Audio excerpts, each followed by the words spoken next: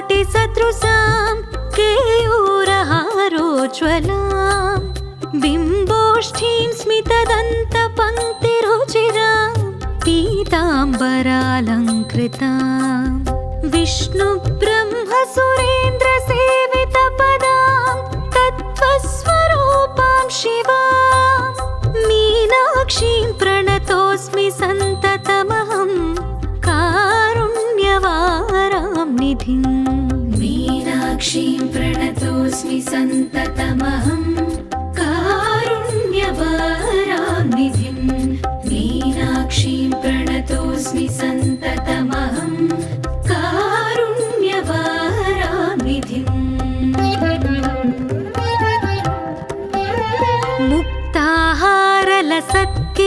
मुक्ताहारलसत्किरीटरुचिरां पूर्णेन्दुवक्त्रप्रभां सिञ्जन्नूपुरकिङ्किणीमणिधरां पद्मप्रभाभासुरां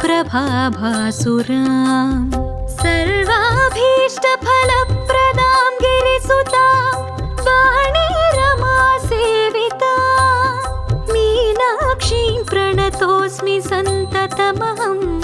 कारुण्यवारां निधिं मीनाक्षीं प्रणतोऽस्मि सन्ततमहं कारुण्यवारां निधिं मीनाक्षीं प्रणतोऽस्मि सन्ततमहं कारुण्यवारां निधिं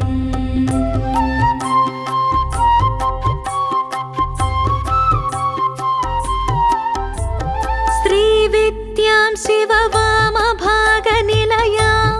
ह्रीङ्कारमन्त्रोज्ज्वलां श्रीचक्राङ्कितबिन्दुमध्यवसतिं श्रीमत्सभानायिकां श्रीमच्छण्मुखविघ्नराजजननीं श्रीमज्जगन्मोहिनीं मीनाक्षीं प्रणतोऽस्मि सन्ततमहं कारुण्यवारां निधिं मीनाक्षीं प्रणतोऽस्मि सन्ततमहं कारुण्यवारां निधिं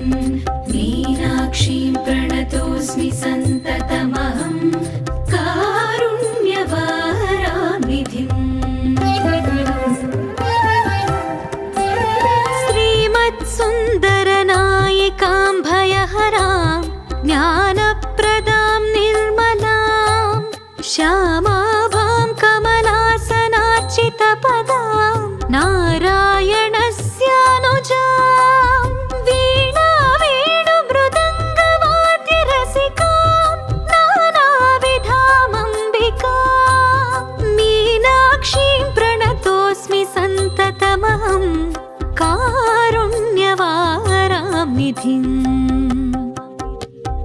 मीनाक्षीं प्रणतोऽस्मि सन्ततमहं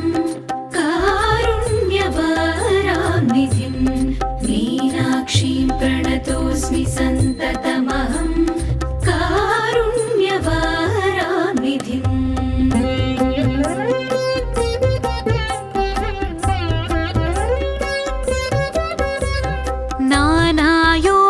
नानायोगिमुनीन्द्रहृत्सु वसतिं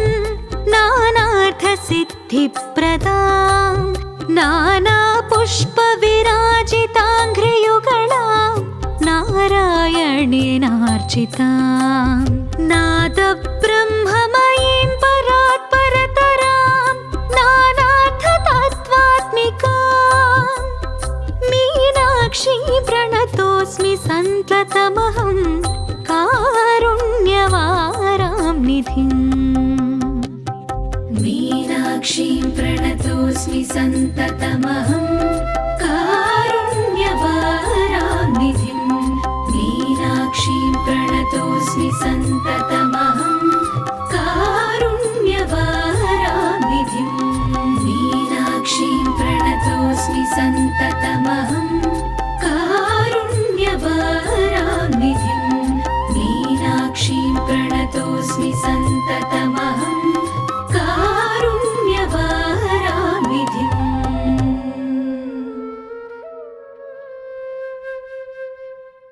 अन्नपूर्णे सदा पूर्णे शंकर प्राणवल्लभे अन्नपूर्णे सदा पूर्णे शंकर प्राणवल्लभे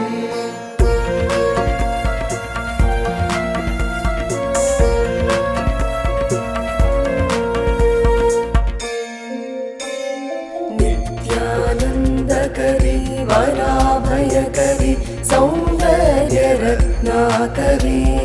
निर्धूताखिल घोरपावनिकरी प्रत्यक्षमाहेश्वरी प्रालेयाचलवंशपावनकरी काशीपुराधीश्वरी भिक्षादेहि कृपावलम्बनकरी माता अन्नपूर्णेश्वरी जगति मनुगणकु मूलाधारं जीवकोटिकी छायातेजं नित्यसृष्टिकी शक्तिसाधनं ज्ञानवैराग्यप्रसादिनी अन्नपूर्णे सदा पूर्णे शंकर प्राणवल्लभे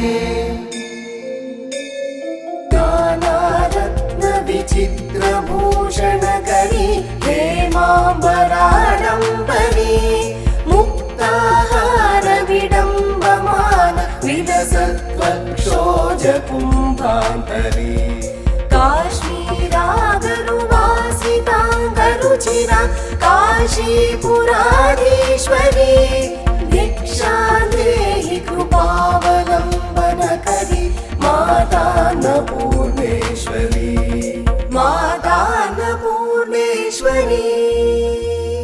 जगति मनुगणकु मूलाधारं जीवकोटिकी छायातेजं नित्यसृष्टिकी शक्तिसाधनं ज्ञानवैराग्यप्रसादिनी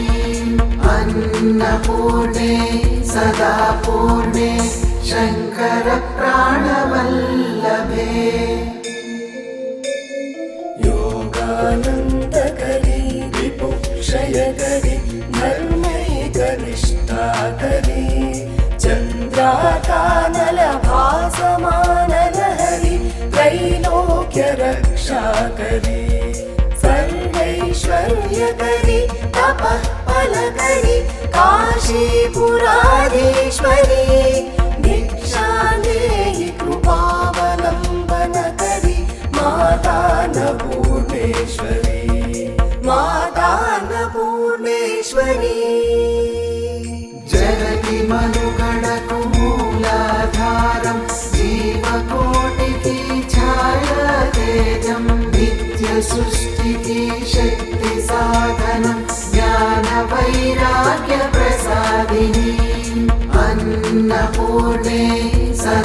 पूर्णे शङ्कर प्राणवल्लभे कैलासाचलकन्दरायलकरि गौरी उमाशाङ्करि कौमारी निगमार्थगोचरकरि ओङ्कारबीजाक्षरी मोक्षद्वारकवाटपाटनकरि काशीपुराधीश्वरी भिक्षां देहि कृपावलम्बनकरि मातान्नपूर्णेश्वरी मातान्नपूर्णेश्वरी जगति मनुगणकु मूलाधारं जीवकोटिकी छाया तेजं नित्यसृष्टिकी शक्तिसाधनं ज्ञानवैराग्यप्रसादिनी अन्नपूर्णे सदा पूर्णे शङ्कर प्राणवल्लभे दृश्य विभूति पावनकरि ब्रह्माण्ड भाण्डोदरी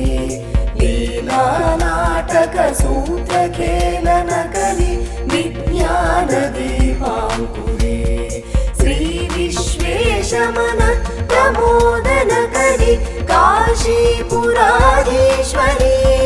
भिक्षां देहि कृपावलम्बनकरि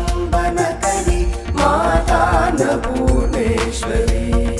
मातान्नपूर्णेश्वरी जगति मनुगणकु मूलाधारं जीवकोटिकी छाया तेजं नित्यसृष्टिकी शक्तिसाधनं ज्ञानवैराग्यप्रसादिनी अन्नपूर्णे सदा पूर्णे शङ्कर प्राणवल्लभे आदिक्षान्त समस्तवर्णनकरि शम्भुप्रिये शाङ्करि काश्मीरे त्रिपुरेश्वरी त्रिनयनि विश्वेश्वरी श्रीहरि स्वर्गद्वारकवाटपाटनकरि काशीपुराधीश्वरी भिक्षां देहि कृपावलम्बनकरि मातान्नपूर्णेश्वरी मातान्नपूर्णेश्वरी जगति मनुगणकु मूलाधारं जीवकोटिकी छाया तेजं नित्यसृष्टिकी शक्तिसाधनं ज्ञानवैराग्यप्रसादिनी अन्नपूर्णे सदा पूर्णे शङ्कर प्राणवल्लभे उर्वी सर्वजयेश्वरी जयकरि माता कृपासागरी नारी नीलसमानकुन्तलधरि नित्यानदादेश्वरी साक्षान् मोक्षकरी सदा शुभकरी काशीपुराधीश्वरी भिक्षां देहि कृपावलम्बनकरि मातान्नपूर्णेश्वरी मातान्नपूर्णेश्वरी जगति मनुगणकु मूलाधारं जीवकोटिकी छाया तेजं नित्यसृष्टिकी शक्तिसाधनं ज्ञानवैराग्यप्रसादिनी अन्नपूर्णे सदा पूर्णे शङ्कर प्राणवल्लभे देवी सर्वविचित्ररत्नरचिता दाक्षायणी सुन्दरी वामा स्वादुपयोधर प्रियकरी सौभाग्यमाहेश्वरी भक्ताभीष्टकरी दशाशुभकरी काशीपुराधीश्वरी भिक्षां देहि कृपावलम्बनकरि मातान्नपूर्णेश्वरी मातान्नपूर्णेश्वरी मातान्नपूर्णेश्वरी मातान्नपूर्णेश्वरी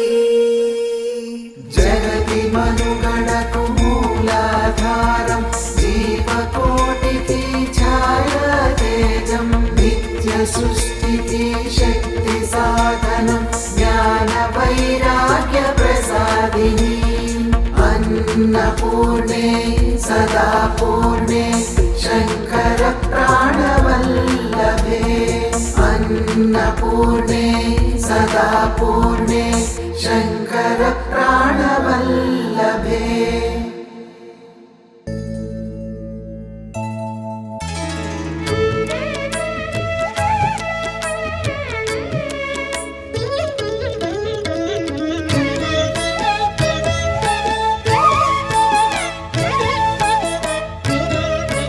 नमो देवी महाविद्ये सृष्टिस्थित्यन्तकारिणि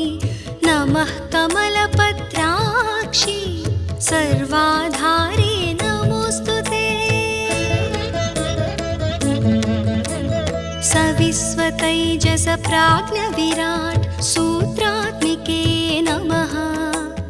नमो अव्याकृतरूपायै कूटस्थायै नमो नमः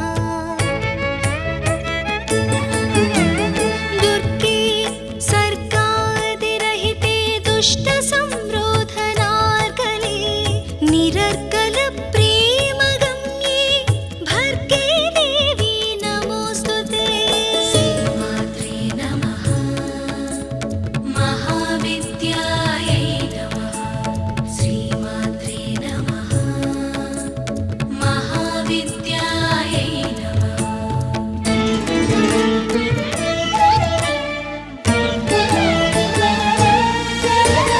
नमः श्रीकालिके मातः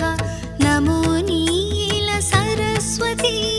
उग्रतारे महोग्रे ते नित्यमेव नमो नमः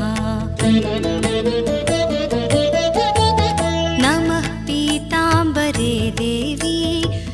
नमस्त्रिपुरसुन्दरी नमो भैरवि मातङ्गी तूमावति नमो नमः छिन्नमस्ते नमस्तेऽस्तु क्षीरसागरकन्यके नमः शाकम्भरी शिवे नमस्ते रक्तदन्तिके श्रीमात्रे नमः महाविद्यायै नमः श्रीमात्रे नमः महाविद्यायै नमः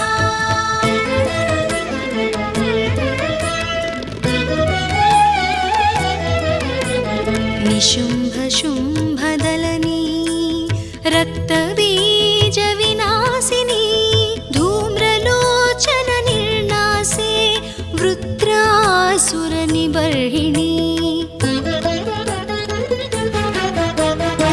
चण्डमुण्डप्रमथिनी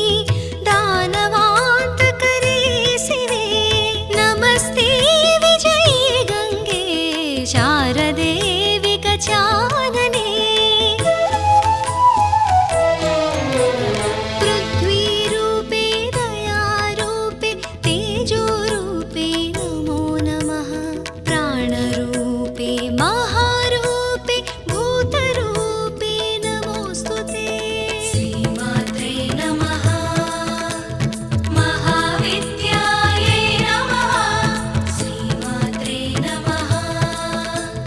महाविद्यायै नमः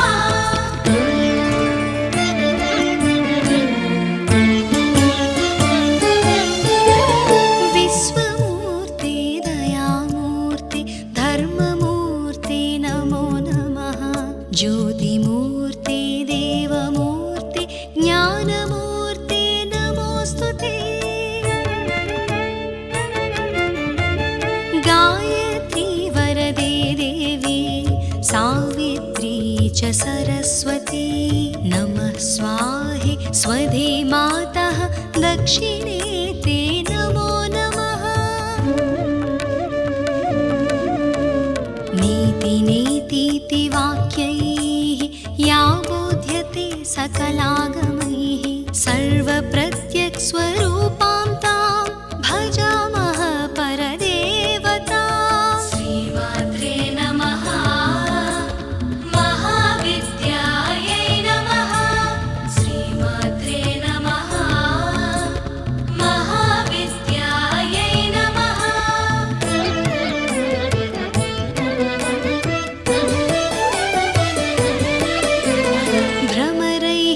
वेष्टिता यस्मात् भ्रामरीया ततः स्मृता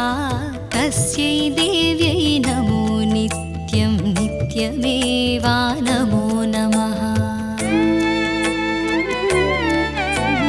नमस्ते पार्श्वयोः पृष्ठे नमस्ते पुरतोऽम्बिके नम ऊर्ध्वं नमश्चाधः सर्वत्रैवा नमो नमः। कृपां कुरु महादेवी मणिद्वीपाधिवासिनी अनन्तकोटिब्रह्माण्डनायिके जगदम्बिके। श्रीमात्रे नमः महाविद्यायै नमः श्रीमात्रे नमः महाविद्यायै नमः।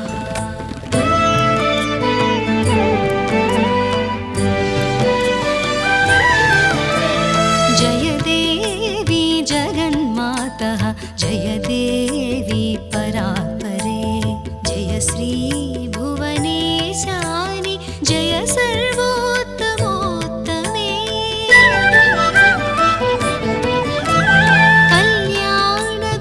कल्याणगुणरत्नानाम् आकरे भुवनेश्वरी प्रसीद परमेशानि प्रसीद जगतोरणे। श्रीमात्रे नमः महाविद्यायै नमः श्रीमात्रे नमः महाविद्यायै नमः महाविद्यायै नमः महाविद्यायै नमः।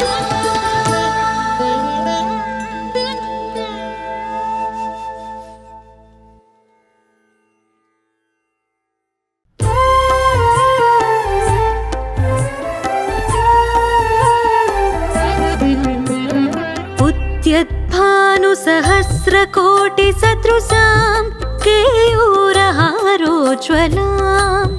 बिम्बोष्ठीं स्मितदन्तपङ्क्तिरुचिरां पीताम्बरालङ्कृतां विष्णुब्रह्मसुरेन्द्रसेवितपदां तत्त्वस्वरूपां शिवां मीनाक्षीं प्रणतोऽस्मि सन्ततमहं कारुण्यवारां निधिं। मीनाक्षीं प्रणतोऽस्मि सन्ततमहं कारुण्यवारां निधिं। मीनाक्षीं प्रणतोऽस्मि सन्ततमहं कारुण्यवारां निधिम्। मुक्ताहारलसत्किरीटरुचिरां पूर्णेन्दुवक्त्रप्रभां सिञ्जन्नूपुरकिङ्किणीमणिधरां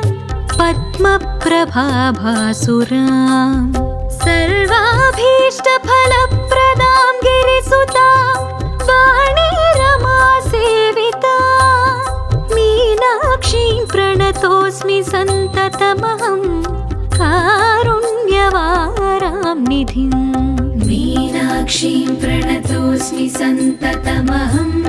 कारुण्यवारां निधिं। मीनाक्षीं प्रणतोऽस्मि सन्ततमहं कारुण्यवारां निधिम्।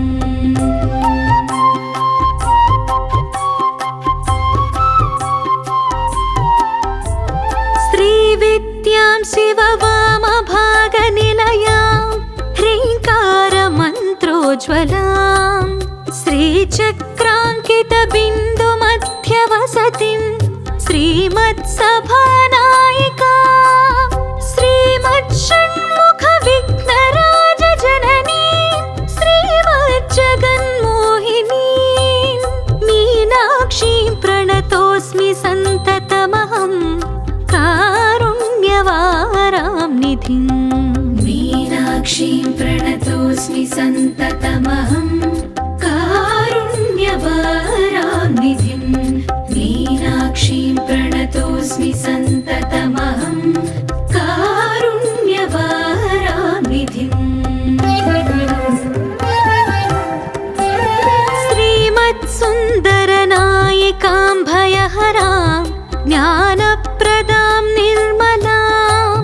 श्यामाभां कमलासनार्चितपदां नारायणस्यानुजां वीणा वेणुमृदङ्गवाद्यरसिकां नानाविधामम्बिकां मीनाक्षीं प्रणतोऽस्मि सन्ततमहं कारुण्यवारां निधिम्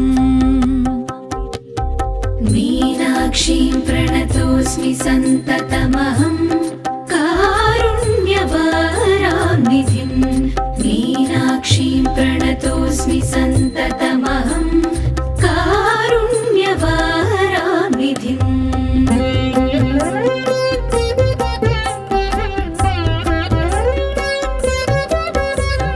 नानायोगिमुनीन्द्रहृत्सु वसतिं नानार्थसिद्धिप्रदां नानापुष्पविराजिताङ्घ्रियुगळां नारायणेनार्चितां नादब्रह्ममयीं परात्परतरां नानार्थतत्त्वात्मिकां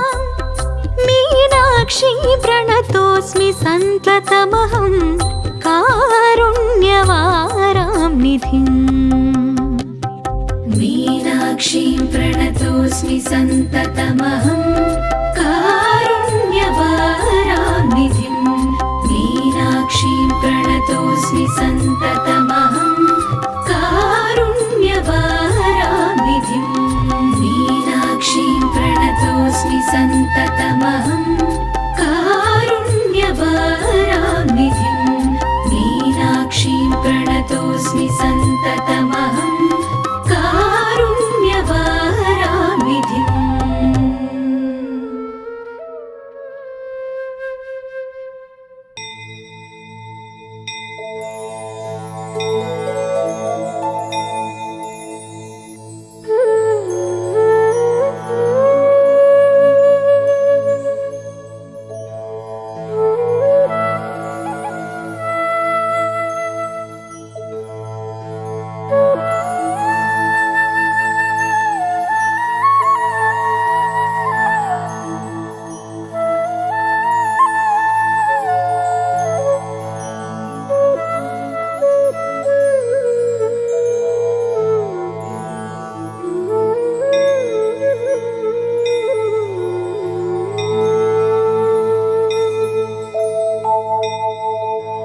कामाक्षि देव्यम्बतवार्धदृष्ट्या मूकस्वयं मूककवीर्यदासीत् तथा कुरु त्वं परमेश जाये त्वत्पादमूले प्रणतं दयार्द्रे उत्तिष्ठोत्तिष्ठ वरदे उत्तिष्ठ जगदीश्वरी उत्तिष्ठ जगदाधारे त्रैलोक्यं मङ्गलं कुरु शृणोषि कच्चिद्ध्वनिरुत्थितोऽयं मृदङ्गभेरी पटहानकानां वेदध्वनिं शिक्षितभूसुराणां शृणोषि भद्रे कुरु सुप्रभातम् शृणोषि भद्रे ननु शङ्खघोषम् वैताళिकानां मधुरं च गानम् शृणोषि मातः पितकुक्कुटानां ध्वनिं प्रभाते कुरु सुप्रभातम् मातर्निरीक्ष्य वदनं भगवान् शशाङ्को लज्जान्वितः स्वयमहो निलयं प्रविष्टः द्रष्टुं त्वदीयवदनं भगवान् दिनेशो यायाति देवि सदनं कुरु सुप्रभातम् पश्याम्ब केचिद्धृतपूर्णकुम्भाः केचिद्दयार्द्रे धृतपुष्पमालाः काचित् शुभाङ्ग्यो ननुवाद्यहस्ताः तिष्ठन्ति तेषां कुरु सुप्रभातम्। भेरी मृदङ्गपणवानकवाद्यहस्ताः स्तोतुं महेशदयिते स्तुतिपाठकास्त्वाम् तिष्ठन्ति देवि समयं तव काङ्क्षमाणाः उत्तिष्ठ दिव्यशयनात् कुरु सुप्रभातम् मातर्निरीक्ष्य वदनं भगवान् त्वदीयम् नैवोत्थितः शशिधिया शयितस्तवाङ्के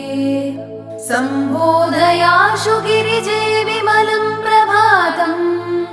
जातं महेशदयिते कुरु सुप्रभातम्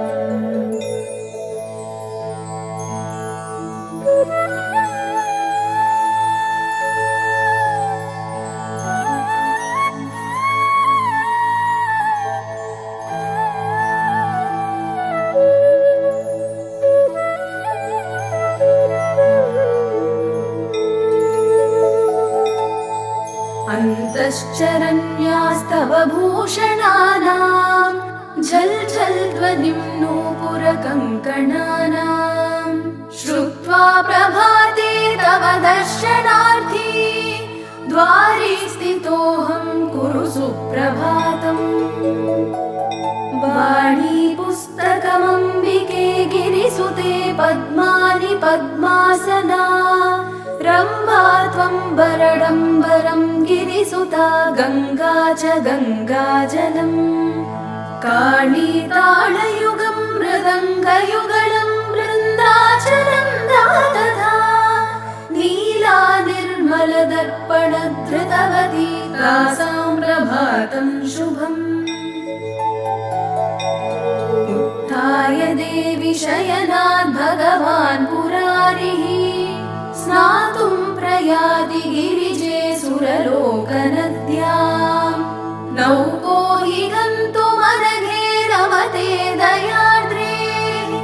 उत्तिष्ठ देवि शयनात् कुरु सुप्रभातम्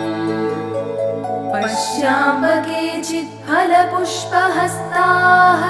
केचित् पुराणि पठन्ति मातः पठन्ति वेदान् बहवस्तवारे तेषां जनानां कुरु सुप्रभातम् लावण्यशेवधिमवेक्ष्य चिरं त्वदीयम्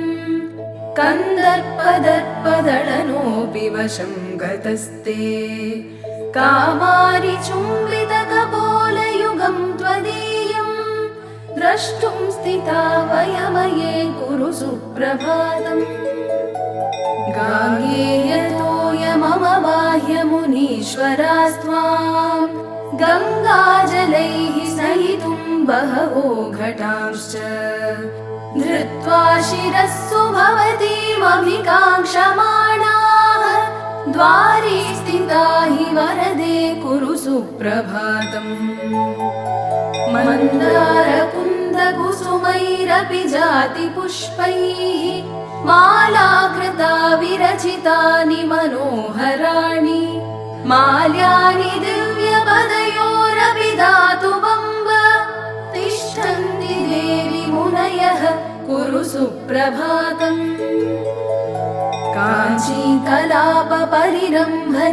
काञ्चीकलापपरिरम्भनितम्बबिम्बाम्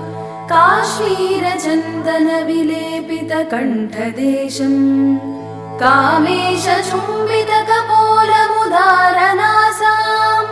द्रष्टुं स्थिता वयमये कुरु सुप्रभातम्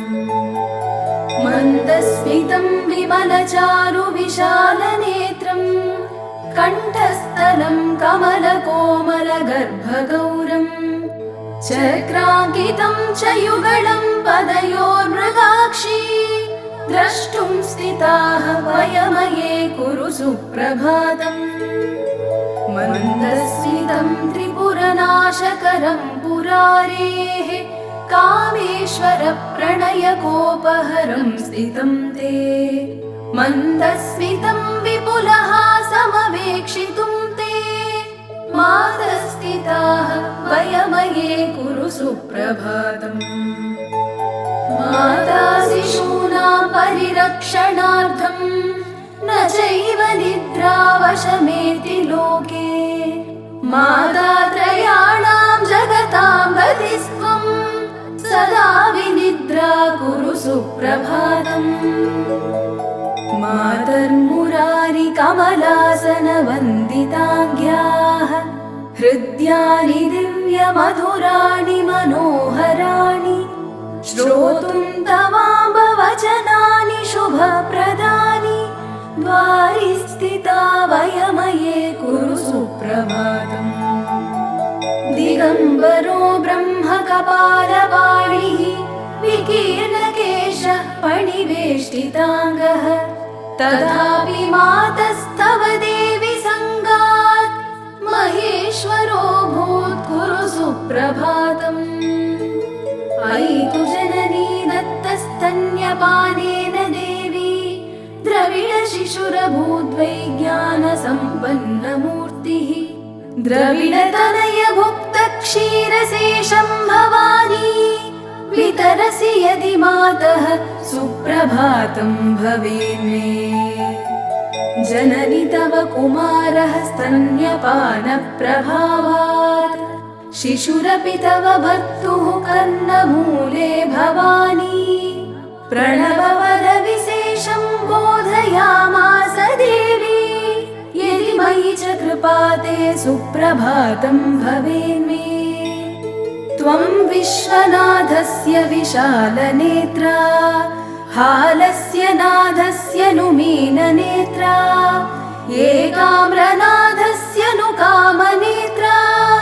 कामेश जाये कुरु सुप्रभातम् श्रीचन्द्रशेखर गुरुर्भगवान् शरण्ये त्वत्पादभक्तिभरितः फलपुष्पपाणिः एकाम्रनाथ दयिते तव दर्शनार्थी तिष्ठत्ययं यतिवरो मम सुप्रभातम् एकाम्रनाथ दयिते ननु कामपीठे सम्पूजितासि वरदे गुरुशङ्करेण श्रीशङ्करादिगुरुवर्य समर्चिताङ्घ्रिम् द्रष्टुं स्थिता वयमये कुरु सुप्रभातम् दुरितशमनदक्षौ मृत्युसन्तासदक्षौ चरणमुपगतानां मुक्तिदौ ज्ञानदौ तौ अभयवरदहस्तौ द्रष्टुमम्बस्थितोऽहम् त्रिपुरदळनजाये सुप्रभातम् अमार्ये मातस्तदीयचरणं हरिपद्मजाद्यौः वन्द्यं रथाङ्गसरसीरुहशङ्खचिह्नम् द्रष्टुं च योगिजनमानसराजहंसम् द्वारि स्थितोऽस्मि वरदे कुरु सुप्रभातम् पश्यन्तु केचिद्वदनं त्वदीयम् स्तुवन्तु कल्याणगुणांस्तवान्ये नमन्तु पादाब्जयुगं त्वदीयाः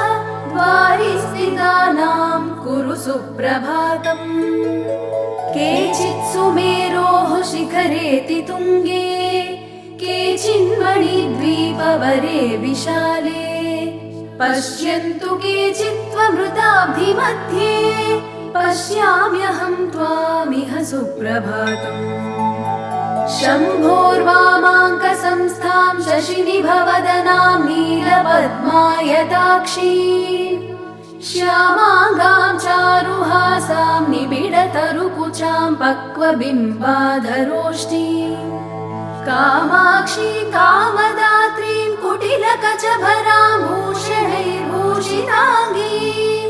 पश्यामः सुप्रभाते प्रणतजनिमतामद्य नः सुप्रभातम् कामप्रदा कल्पतरुर्विभासि नान्यागतिर्मे ननु चातकोऽहम् वर्षस्य मोघः कनकाम्बुधाराः काश्चिदु धाराः मयि कल्पयाशु त्रिलोचनप्रियां वन्दे वन्दे त्रिपुरसुन्दरी त्रिलोकनायिकां वन्दे सुप्रभातं ममाम्बिके त्रिलोचनप्रियां वन्दे वन्दे त्रिपुरसुन्दरी त्रिलोकनायिकां वन्दे सुप्रभातं ममाम्बिके कामाक्षि देव्यं तवार्धदृष्ट्या कृतं मयेदं खलु सुप्रभातम् सद्यः फलं मे सुखमम्बलब्धम् तथा च मे दुःखदशा गता हि ये वा प्रभाते पुरस्तवार्ये पठन्ति भक्त्या ननु सुप्रभातम् शृण्वन्ति